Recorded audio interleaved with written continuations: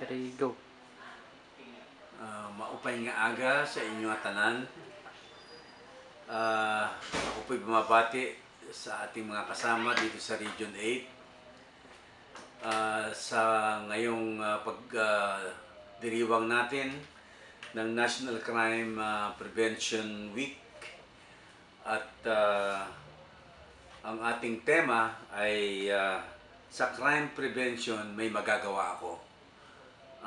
Yan po ang aking kahilingan sa inyo na ang crime prevention ay gawin nating pang-araw-araw na gawain upang makatulong tayo sa ating pamahalaan na masugpo ang kriminalidad sa buong bansa.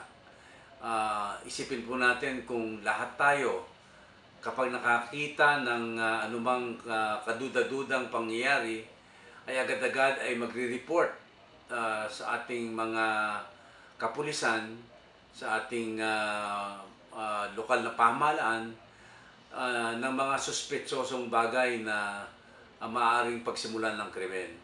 Yan po lamang na pagre-report ay isang napakalaking bagay na maitutulong ng ating mga kababayan ninyo na nariyan sa Region 8 upang lalo tayo magtagumpay sa ating tungkulin na maging mapayapa at maunlad ang ating bansa.